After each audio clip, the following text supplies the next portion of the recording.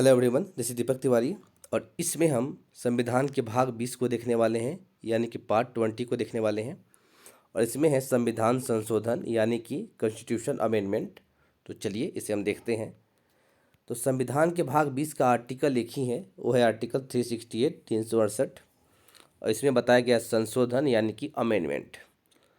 हमने अपने संविधान में संशोधन की जो प्रक्रिया है, हमने साउथ अफ्रीका के संविधान से उधार लिया है, दक्षिण अफ्रीका के संविधान से।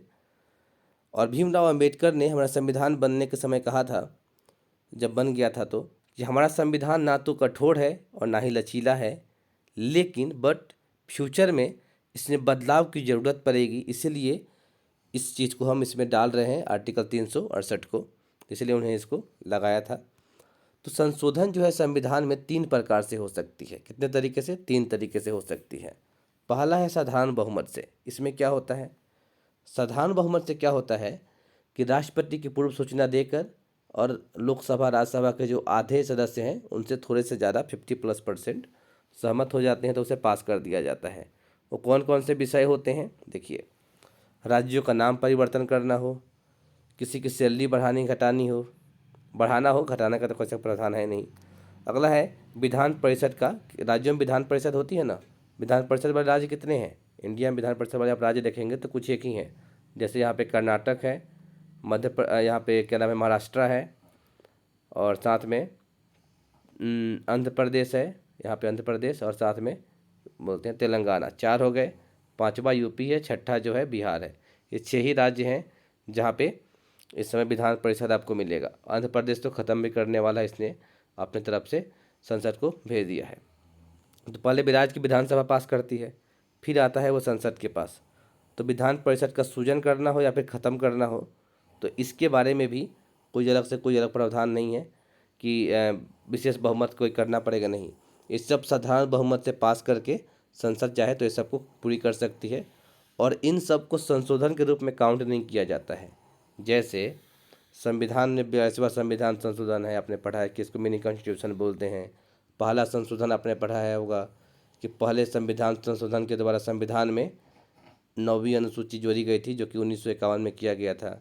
तो ये सब चीज़ें बताई गई हैं, तो वो सब हम काउंट किया जाता है संशोधन के रूप में। लेकिन ये सब जो चीज़ें की जाती है, राज्यों का नाम परिवर्तन, वेतन बढ़ाना, विधान परिषद का सृजन करना या फिर खात्मा करना, उसे ख़त्म कर देना, ये सब चीज़ों के बारे में संविधान में जब की जाती है तो उसे गिना नहीं जाता है, काउंट नहीं किया जाता है संविधान संशोधन के रूप में।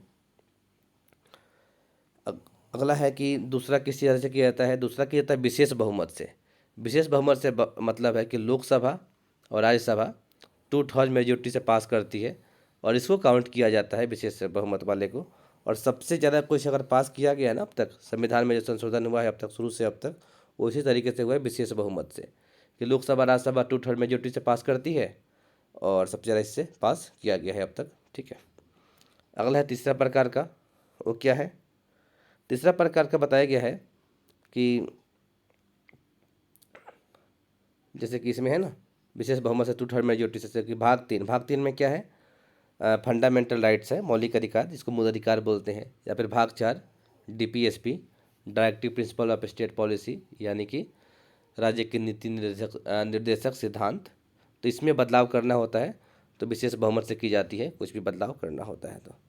तीसरा तरीका जो है इसको बोलते हैं विशेष बहुमत भी रहेगा, और साथ में 50+% राज्यों का सहमति भी चाहिए, तब भी हो पाएगा। जैसे हाल फिलहाल में अभी GST पास किया गया था, तो 2/3 मेजोरिटी से भी पास करना पड़ा।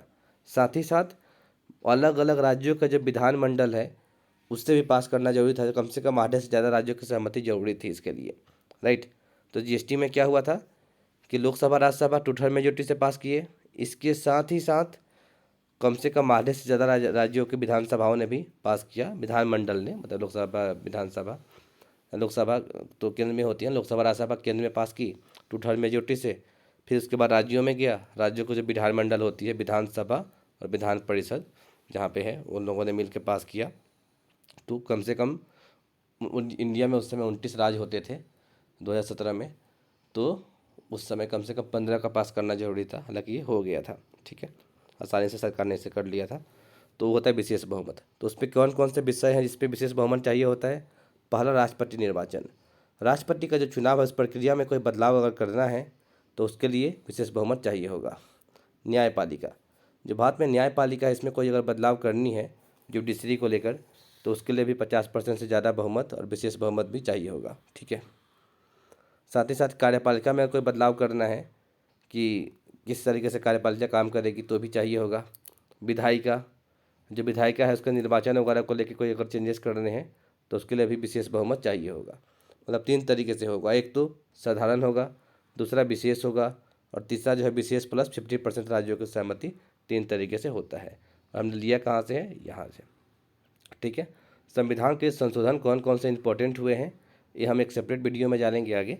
बाकी संशोधन के बारे में क्या क्या वे है करने का, ये हमने इस वीडियो में जान लिया।